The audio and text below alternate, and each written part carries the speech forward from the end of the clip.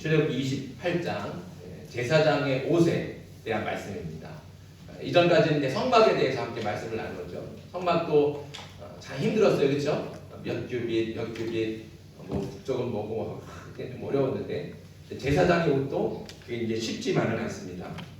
자, 오늘 28장은 전체적으로 제사장의 옷인데 이 전체적 43절까지 제사장의 옷이 나오지만 대부분은 누구의 옷이냐? 대제사장의 옷입니다. 대부분은 대제사장의 옷을 설명하는 것이고 마지막 40절부터 43절까지만 일반 제사장, 제사장 말고 일반 제사장의 옷에 대해서 말씀하고 있습니다. 자, 먼저 우리 4절 말씀 같이 한번 읽어볼까요? 4절 같이 다시 한번 읽어보겠습니다. 시작. 그들이 지을 옷은 이러하니 곧 흉패와 에봇과 겉옷과 반포 속옷과 관과 띠라. 그들이 내 형 아론과 그 아들들을 위하여 거룩한 옷을 지어 아론이 내게 제사장 직분을 행하게 하라. 아멘. 여기 이제 4절에 그 대제사장이 입는 옷을 이렇게 한 줄로 이제 간략하게 표현하고 있습니다. 대제사장의 옷은 뭐뭐 있느냐? 여기 나와 있는 대로 흉패, 그리고 에봇, 그리고 겉옷, 반포 속옷, 관, 그리고 띠 이렇게 구성이 되어 있다는 것이죠. 제일 먼저 나오는 게 이제 에봇에 대한 설명이 나오는데 그게 6절부터 14절까지 말씀이 나옵니다. 에봇은 나오긴 나오는 대로 금실, 그리고 청색실, 자색실, 홍색실, 그리고 가늘게 꼰 배실 이렇게 5가지의 각각의 그 색깔이 있는 그 실로 짜서 만드는 겁니다. 짜서 만드는데 이 에봇을 어떻게 만드냐? 앞판을 만들고 뒷판을 만드는 거예요. 그러니까 앞판을 만들고 뒷판을 만들고 그리고 똑같은 실, 아까 말씀드린 금색 실, 그리고 청색, 자색, 홍색 실, 그리고 가늘게 꼰 배실로 똑같이 에봇을 만드는 것처럼 똑같이 어깨끈을 만드는 거예요. 어깨끈을 양쪽 어깨끈을 만들어서 앞판과 뒷판을 그 2개의 어깨끈으로 이어주는 겁니다. 그래서 그것을 어떻게 해요? 이렇게 뒤집어 쓰는 거죠. 그럼 이제 뭘 입는 것 같이 봐요? 근데 그 모양 전체적인 모양이 뭐 같습니까? 조끼나 아니면 우리 앞치마 같은 형상을 갖게 되는 거예요. 그래서 그렇게 만든 에봇을 그렇게 이제 있습니다. 이 에봇은 이제 대제사장만 입었던 것은 아닌 것 같아요. 그리고 이 에봇의 종류가 여기 나와 있는 대로 여러 가지 색깔 실로만 만들지는 않는 것 같아요. 왜냐하면 우리가 이제 그 사무엘상에 보면 사무엘이 어릴 때 고운 배로 만든 에봇을 입고 성소를 섬겼다 이렇게 말씀하고 있고 다윗도 언약궤를 예루살렘으로 가져올 때 그렇죠? 처음에는 실패했지만 두 번째로 가져올 때 어떻게 했습니까? 다른 옷 다 내버려두고 에봇 하나만 걸쳐 입죠. 에봇을 걸쳐 입고 그 성소가 그 언약궤가 들어올 때 그 앞에서 막 춤추잖아요. 그러니까 에봇만 입으니까 속 안에 있는 모든 것들이 뭐 이렇게 부끄러운 것까지 다 드러나게 된 거예요. 그래서 미갈이 그걸 보고 뭐라 그러세요? 저주했잖아요. 아무튼 다윗도 에봇을 입고 그렇게 언약궤를 가지고 올 때 에봇을 입었다 이렇게 말씀을 우리가 보게 됩니다. 그러니까 에봇은 꼭 여러 가지 색실로만 만들지 않고 때로는 아주 단촐하게 배로만 만들기도 하는데 무엇이 되었든 에봇을 입었다는 것은 어떤 식으로든 하나님의 일을 감당했다는 거예요. 어떤 식으로든 하나님의 일을 감당했다는 것이죠. 반대로 얘기가 거꾸로 말하자면 하나님의 일을 하기 위해서는 반드시 에봇이라는 옷을 입어야 된다는 겁니다. 그래서 에봇은 제사장뿐만 아니라 하나님의 일을 감당하는 모든 사람들이 기본적으로 입어야 될 거룩한 옷이 바로 에봇이라고 할 수 있습니다. 그런데 대제사장이 입는 에봇에는 특별한 것이 있습니다. 그것은 에봇의 양쪽 어깨끈 있죠. 그 어깨끈 위에다가 호마노라고 하는 붉은 빛깔이 도는 보석이 있는데 그 호마노라고 하는 보석을 양쪽 어깨에 하나씩 올려놓는 거예요. 그것을 그 어깨끈에다가 이렇게 매달아 놓는 거죠. 금 테두리를 둘러서 그 금 테두리에 끼워갖고 이 어깨끈에다가 붙이게 했습니다.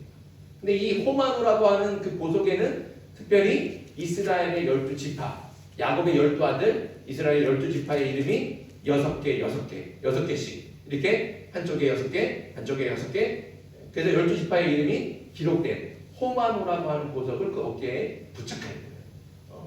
그러니까 이 마치 무슨 모양 같아요? 대제사장이 하나님 만나러 나갈 때 12지파의 그 모든 백성을 어깨에 짊어지고 하나님께 나아가는 거예요. 그러니까 대제사장이 하나님께 나아가는 것은 대제사장이 개인적으로 하나님께 나아가는 게 아니에요. 뭐예요? 이스라엘 모든 지파, 모든 백성을 대표해서 나간다는 것이죠. 그런 의미를 가지고 있는 겁니다. 그래서 대제사장의 에보셋은 그 호마노로에 이스라엘 지파의 12지파의 이름이 기록된 호마노가 달려있다. 이것들을 기억해 주시면 되겠습니다. 에보 다음으로 나오는 것이 이제 판결 흉패입니다. 판결 흉패가 오늘 본문의 15절부터 30절까지 나오고요. 이 판결 흉패는 가로 세로 한 뼘씩 되는 두 겹의 천으로 주머니처럼 만듭니다. 가로가 한 뼘, 세로가 한 뼘. 그래서 그걸 두 겹으로 만들어요. 그러니까 주머니처럼 생기겠죠. 그래서 이것을 때로는 가슴 주머니라고도 불렀습니다. 그래서 이 판결 흉패 역시 아까 에봇을 만들었던 금색실, 그리고 청색, 자색, 홍색실, 가늘게 꼰 배실로 에봇을 만드는 것처럼 똑같이 만듭니다. 그렇게 짜갖고 섞어서 짜서 만들어서 아주 네모 반듯한 그런 주머니가 만들어지게 됐죠. 그 네모의 모퉁이에 양쪽에 금 고리를 달아서 그 에봇 이제 위에 이 네모랗게 되는데 이 네모랗게 이제 앞에 생기는 거예요. 한 뼘씩 되는 그렇게 크지 않죠. 그러니까 이 주머니를 이렇게 딱 달고 네 모퉁이에 금고리를 답니다. 금고리를 달아서 위쪽에서는 아까 말한 그 에봇의 어깨끈하고 묶게 되어 있고 밑에 네 개는 이 겉옷의 매는 허리 띠하고 묶게 되어 있습니다. 그래서 이 에봇이 이 판결 흉패가 가장 바깥에 앞으로 이제 걸릴 수 있도록 그렇게 만들어서 입게 되는 것이죠. 특별히 이 흉패에는 이스라엘의 12지파의 이름을 하나씩 새겨넣은 12개의 보석이 4줄로 붙어 있습니다. 그래서 12개니까 3개씩 4줄. 그래서 3개씩 12개의 보석이 이 흉패 안에 붙어 있게 되는 것이죠. 이것 역시 무엇을 상징합니까? 대제사장이 이 흉패를 들고 흉패를 메고 하나님 앞에 나아갈 때 하나님께서 이스라엘 백성들 그 한 지파 한 지파를 다 기억하실 수 있도록 그렇게 상징하고 있는 것이죠. 그리고 이 흉패는 아까 말씀드린 것처럼 두 겹으로 만들어서 주머니가 되잖아요. 그래서 그 주머니 안에 그 판결 흉패 안에 넣는 것이 있는데 그게 바로 우림과 둠민이라고 하는 거예요. 근데 이 우림과 둠민이 무엇이냐, 정확히 무엇이고 어떤 모양이냐 건 알 수가 없어요. 그리고 이 우림과 둠림을 어떤 식으로 사용을 했느냐도 알 수 없어요. 말씀 가운데 우리가 알 수가 없습니다. 다만 이스라엘 백성들이 이제 이스라엘 백성들 사이에 어떤 다툼이 일어났을 때 대제사장이 그 판결을 해줘야 되거든요. 그럴 때나 아니면 이것이든지 저것이든지 무엇이 옳은지 그 옳은 것을 선택해야 될 때, 가려를 내야 될 때 하나님의 뜻을 알기 위해서 사용했던 것으로 그렇게 알려지고 있습니다. 그래서 이 판결 흉패 이 안에 이제 우림과 둠림을 두고 그래서 이제 판결을 하는 거죠. 그래서 이 흉패를 판결 흉패라고 부르는 거예요. 그래서 어떤 옳고 그름을 판별하고 무엇인가를 선택해야 될 때 대제사장이 자기 마음대로 행하지 않고 하나님의 뜻을 알기 위해서 그래서 그 우림과 둠림으로 하나님의 뜻을 알고 판별하는 것으로 쓰는 것. 그것이 판결 흉패라고 하는 것이죠. 이 판결 흉패 다음으로 이제 제사장의 겉옷이 나옵니다. 이 겉옷은 큰 천에다가 머리가 들어갈 구멍만 뚫는 거예요. 구멍을 뚫고 이렇게 뒤집어 쓰는 거죠. 그래서 통으로 짠 옷이에요. 말하자면 통옷. 그래서 한 가지 특이한 것은 이 겉옷의 가장자리, 그러니까 맨 밑에 하단에 술을 놓은 그 석류, 색실로 술을 놓은 석류, 그리고 금방울이 번갈아 가면서 달려있게 된다는 거죠. 그래서 맨 이제 통으로 뒤집어 쓰니까 치마처럼 내려오겠죠. 그럼 그 맨 하단에 그 가장자리에 하나는 석류를 달고 하나는 금방울 달고 또 하나는 석류를 달고 금방울을 달고 이렇게 해서 그 맨 하단에 성류와 금방울이 번갈아 가면서 장식처럼 달려있게 되는 겁니다. 중요한 것은 이 금방울이 소리가 나요. 소리가 나요. 그러니까 대제사장이 성소에 들어갈 때마다 이 금방울 소리가 나야지만 되는 겁니다. 그러니까 이 금방울이 특별히 이제 중요한 사실은 이제 여기 말씀에는 기록이 되어 있지 않은데 지성소에는 누가만 들어갈 수 있습니까? 대제사장이 들어갈 수 있어요. 그렇죠? 대제사장이 들어가니까. 그런데 대제사장이 들어갔다가 대제사장은 언제 뭐 이렇게 스스로 내려놓는 게 아니라 자기가 이제 늙어서 못할 때 그럴 때 이제 내려놓게 되는 거거든요. 근데 나이가 많이 들어서 지성소에 들어갔는데 갑자기 뭐 쓰러질 수가 있잖아요. 그런데 그 쓰러진 사람이 쓰러졌는지 안 쓰러졌는지도 모를 뿐만 아니라 거기는 아무나 들어갈 수가 없으니까 쓰러졌다 그 사람을 데리고 나올 수가 없어요. 그러니까 어떻게 했냐면 대제사장이 들어갈 때 발에다가 끈을 묶어요. 끈을 묶고 지성소에 들어가는 거예요. 근데 지성소에 들어갔다가 하나님 앞에 만나고 그래서 그렇게 제사를 드리고 나와야 되는데 나오지 못하는 거예요.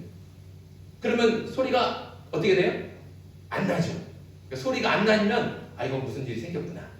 그래서 이제 그 끈을 잡아당겨서 그 대제사장을 끌어내도록 그렇게 했다고 합니다. 그래서 그 금방울 소리가 그렇게 중요한 거예요. 자, 그래서 그 겉옷을 그 금방울이 달린 겉옷을 입었고 그리고 마지막으로 이제 필요한 것들이 뭐냐 하면 반포 속옷과 머리에 쓰는 관과 허리를 묶는 띠가 있습니다. 이거는 이제 39절에 짧게 나오죠. 이 속옷은 겉옷과 마찬가지로 통으로 짠 옷입니다. 이 특별한 것은 이 관이 특별한데 이 관 위에다가 금으로 금패를 부착하게 되어 있는데 이 금패에는 여호와께 성결이라고 쓴 히브리 단어가 이 히브리 말이 기록이 새겨져 있는 겁니다. 그래서 그 금패를 그 관 위에다가 둘러서 항상 그 관을 쓰고 하나님의 일들을 감당하게 했다는 것이죠. 특별히 이 금패가 왜 중요하냐면 이 금패를 두르지 않고는 백성들이 가져오는 예물을 받을 수가 없어요. 금패를 두르고 있어야 백성들이 예물을 가져왔을 때 그거 하나님께 드릴 수 있는 거예요. 그래야 하나님께서도 기쁘게 받으신다는 거죠. 그 예물을 가지고 왔을 때 그 제사장의 그 머리에 있는 여호와께 성결이라고 하는 그 금패를 보시고 그 예물을 기쁘게 받으셨다는 거예요. 그러니까 이거는 이 금패는 항상 이 대제사장이 두르고 그 이마에 두르고 있어야 된다는 겁니다. 여기까지가 이제 대제사장의 옷이고요. 39절까지. 그리고 40절부터 마지막 43절까지는 대제사장이 아닌 일반 제사장의 옷에 대해서 말씀해주고 있습니다. 대제사장의 옷에 비하면 일반 제사장의 옷은 아주 단순하죠. 겉옷이 따로 없는 속옷, 그리고 관, 그리고 띠만으로 구성되어 있습니다. 한 가지 특별한 것은 이제 하체를 가질 수 있는 속바지가 여기서 언급이 되고 있습니다. 이 속바지가 이거는 이제 정확하게 이거는 대제사장도 입었느냐 아니면 일반 제사장만 입었느냐는 정확하지는 않아요. 근데 아무튼 일반 제사장들은 옷이 단촐하니까 그렇죠. 옷이 다른 옷이 없어요. 속옷, 그러니까 그 배 옷으로 짠 그 속옷과 관과 띠만 입었다는 거죠. 그러니까 그 안을 더 가릴 수 있도록 속 바지를 특별히 입었다는 거예요. 하체가 드러나면 안 되는 거예요. 하나님 앞에 나아갈 때 하체가 드러나지 않게 부끄럽지 않게 나아갈 수 있도록 그래서 하체를 가리는 속바지를 입었다. 이것이 이제 오늘 28장 본문의 내용의 전체적인 말씀입니다. 오늘 말씀에서 좀 지루하고 좀 어려운 말씀이지만 이 말씀 속에서 우리가 하나님의 은혜를 나누려고 하는데 그 중에서도 아까 말씀드렸던 제사장의 겉옷에 달았던 그 금방 그거에 대해서 좀 말씀을 나누려고 합니다. 아까 말씀드린 대로 대제사장이 지성소에 들어갈 때는 반드시 그 금방울 소리가 들려야만 했습니다. 그 소리가 항상 들려야 됩니다. 그런데 그렇게 소리가 들려야 되는 특별한 이유가 있는데 35절 같이 한번 읽어볼까요? 35절 말씀 같이 읽어보겠습니다. 시작. 아론이 입고 여호와를 섬기러 성소에 들어갈 때와 성소에서 나올 때에 그 소리가 들릴 것이라. 그리하면 그가 죽지 아니하리라. 아멘.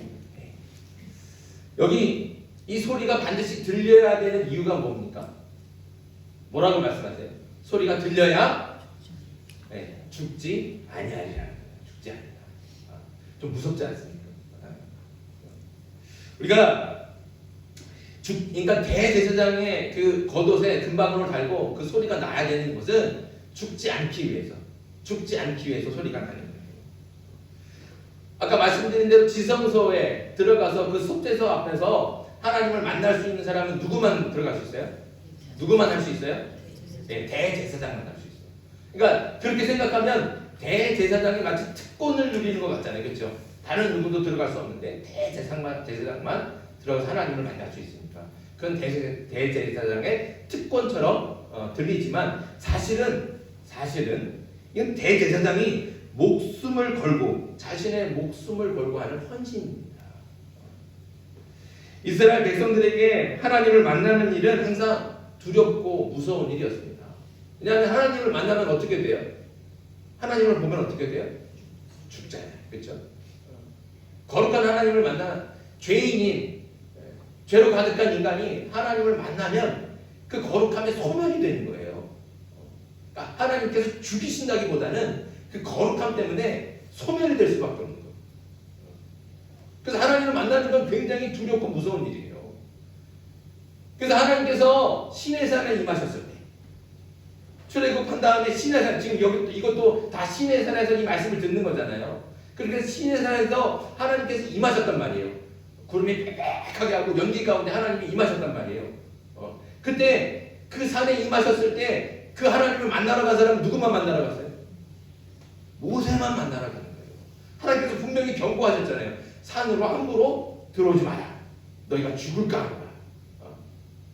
그러니까 산으로 함부로 들어가면 죽게 되는 거예요.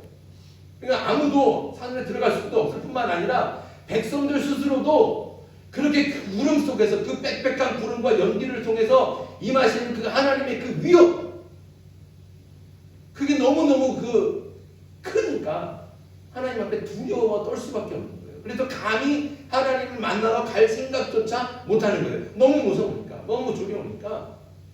그러니까 오히려 모세를 내려세우세요. 하나님께서 직접 우리한테 말씀하지 마십시오. 모세를 통해서만 나에게 들려주십시오. 그러니까 하나님께서 말씀하실 때 너무너무 두려우니까 직접 듣기가 너무 겁나는 거예요. 그래서 모세를 통해서만 우리가 듣겠습니다. 오히려 백성들이 이렇게 얘기하거든요.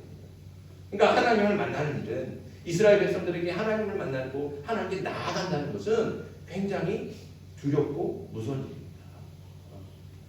그 일을 누가 감당하는 거예요? 대제사장이 한다는 것이죠. 이렇게 하나님을 만나는 일은 두렵고 떨리는 일이고 목숨을 걸어야 하는 엄중한 일이었다는 겁니다. 당시 대제사장은 이런 막중한 책임을 가지고 죽음까지도 각오하고 그런 각오를 가지고 하나님께 나아갔던 겁니다. 죽음을 각오하고 하나님께 나아가는데 아무 옷이나 대충 걸쳐 입고 나갈 수 있겠습니까? 그러지 않겠죠. 그러다가는 죽는데 그게 대충 나가지 않겠죠. 하나님께 나아간다. 그러면 머리부터 발끝까지 그냥 하나하나 세세하게 여기 견대는 잘 달려있는지 어깨끈은 제대로 있는지 관액이 폐는 제대로 달려있는지 하나부터 열까지 세세하게 준비하고 신중하게 따져가면서 그렇게 엄중하게 엄숙하게 하나님께 나아간다는 겁니다. 그런데 이것이 오늘 우리에게 어떤 의미로 다가올까요? 오늘 우리는 어떻습니까? 하나님께 나아간다는 겁니다.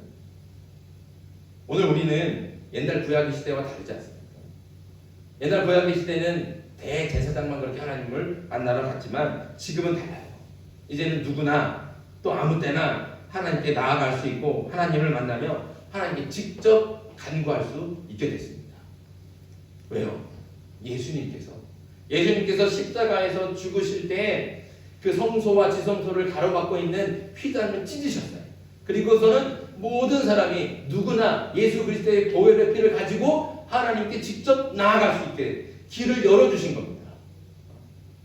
그래서 예수님이 십자가 사건 이후에는 모든 사람이 다 만인이 제사장이 되는 거예요. 만인이 제사장이. 특별히 제사장만 필요한 게 아니라 누구나 제사장의 직분을 감당하면서 하나님께 나아가서 자신의 죄를 고백하기도 하고 자신의 필요한 것들을 하나님께 가리기도 하고 하나님께 나아가서 하나님을 만날 수 있게 열어주신 것이죠. 놀라운 은혜 아닙니까? 놀라운 은혜죠. 하지만 누구나 또 아무 때나 하나님께 나아갈 수 있다 보니까 하나님을 만나는 것이 또 하나님께 나아가는 것이 너무나 대수롭지 않은 아무렇지도 않은 그래서 너무나 가볍고 쉬운 그런 일이 되고 말았습니다. 그러니까 우리가 하나님 앞에 나아올 때 그냥 아무런 준비 없이 나아간다. 신중하게 진지하게 그렇게 나아가야 되는데 대충 나아가는 거예요. 이 말이면 여러분들 뭐 옷을 아무거나 입는다. 주일이면 정장 입고 나와야지. 청바지 입고 나온다. 솔직하게 말하면 우리 아이들 생각해 보면 우리 이제 청소년부 애들 해보면 아이들 다 쓰레빠 신고 와요. 저희가 뭐라고 그래요. 근데 또 그 뭐라고 할 수가 없어요. 걔네들은 학교 갈 때도 뭐 할 때 다 쓰레빠 신고 다니거든요. 근데 교회 올 때 쓰레빠 신고 오는데 너무 마음에 안 들어. 근데 또 그거 뭐라고 하고도 그래. 근데 아무튼 그 단지 쓰레빠 신고 왔다. 너 왜 청바지 입고 왔냐? 옷을 좀 깔끔하게 입고 와야지. 그런 거 얘기하는 게 아니라는 거예요. 중요한 거는 뭐예요? 우리 하나님께서는 외모를 보시지 않고 뭘 봐요? 마음의 중심을 보시잖아요. 그 마음을 보는 거예요. 그 마음이 어떠한 마음으로 어떠한 자세로 하나님을 만나러 나오는가 하나님께 나아오는가 이것이 중요하다는 겁니다. 그러니까 양복을 입었냐 청바지를 입었냐 이런 문제가 아니라 신중하지 못하고 진지하지 못한 우리의 마음가짐을 이야기하는 것이죠. 신중하지 못하고 진지하지 못하니까 신앙을 그저 액세서리 정도로만 압니다. 그러니까 쉽게 바꾸는 거예요. 그러니까 교회도 자기 마음에 안 들면 이 교회 갔다 저 교회 갔다 이리 갔다 저리 갔다 더 심하면 이제 교회도 안 나가. 하나님을 금방 버리고 그리고 또 마음 내키면 언니 한번 나가볼까? 또 나와. 버릴 때도 쉽게 버리지만 취할 때도 너무 쉽게 취해버린다는 거예요. 그러니까 하나님을 만나러 가는 것, 하나님께 나아가는 것이 너무나 대수롭지 않고 가벼운 만남이 되고 말하자는 겁니다. 여러분 교회에 오거나 예배에 참석할 때 어떤 마음으로 오십니까? 집에 두고 온 일거리들을 생각하면서 몸은 여기 있는데 마음은 저기 가 있어서 찬송 부를 때도 집중이 안 되고 기도할 때도 흘러가는지 말씀이 그냥 한 귀로 들어갔다 한 귀로 흘러나가고 언제 끝나나 시간을 쳐다보고 그런 마음가짐으로 나와 있으면 하나님께서 그 예배를 받으시겠습니까? 형식적으로 나와서 시간만 때우다 가려고 그냥 자리만 차지하고 앉아있으면 그게 정말 하나님께서 기뻐하시겠습니까? 더욱 안타까운 것은 일상생활은 하나님과 멀리 거리를 두고 하나님의 뜻과는 상관없이 자기 욕심대로 자기 뜻대로 자기 마음대로 하고 싶은 말 다 하고 자기 하고 싶은 짓 다 하고 살다가 그저 일주일에 한 번 교회 나와서 자기가 마치 하나님께 모든 걸 다 하는 것처럼 거룩하게 사는 것처럼 그런 형식적인 옷을 입고 있다는 것이죠. 우리가 오늘 말씀을 통해서 다시 한번 깨달아야 되는 것은 하나님께 나아간다는 것은 결코 아무렇지도 않고 대수롭지 않은 가벼운 만남이 결코 아니라는 겁니다. 왜냐하면 하나님께서는 우리의 머리카락도 세식 정도로 우리의 모든 것을 다 아시기 때문이죠. 우리가 하나님께 나아간다. 이것은 주일날 하루 일주일에 한 번 나아가는 게 아니에요. 하나님은 항상 언제나 어디서나 우리와 항상 함께 하시잖아요. 우리는 항상 하나님 앞에 있는 거예요. 굳이 내가 하나님 앞에 나아가는 것이 아니라 우리는 항상 하나님 앞에 나아가고 있는 겁니다. 하나님 앞에 나아갈 때 어떻게 내 마음대로 내 뜻대로 내 욕심대로 다 하며 살겠습니까? 내가 하나님 앞에 있음을 기억하면 신중할 수밖에 없는 거예요. 진지할 수밖에 없는 거고 내가 거짓을 어떻게 말하겠습니까? 어떻게 하나님을 속이고 사람들을 속이겠습니까? 항상 진실하고 정직할 수밖에 없다는 것이죠. 하나님이 하십니다. 그러면서 일주일에 한 번 교회 나올 때 마치 자신은 거룩한 것처럼 자신은 거룩한 하나님의 백성은 뭐 할 걸 다 한 것처럼 생활은 다 그냥 하나님 없는 것처럼 살아가다가 주일날 한 번 예배 나올 때마다 그런 마음으로 나오면 하나님께서 과연 그 예배를 받으시겠냐 말입니다. 다시 말씀드리지만 오늘 말씀의 제사장들은 하나님께 나아갈 때 목숨을 걸고 나아갔다는 것을 기억하십시오. 목숨을 걸 정도로 신중하고 진지하게 하나님께로 나아갔다는 것을 잊지 않기를 바랍니다. 우리가 비록 제사장과 똑같은 옷을 입지는 않지만 마음만은 제사장들과 똑같이 신중하고 진지한 마음으로 하나님께 나아가야 되지 않겠습니까?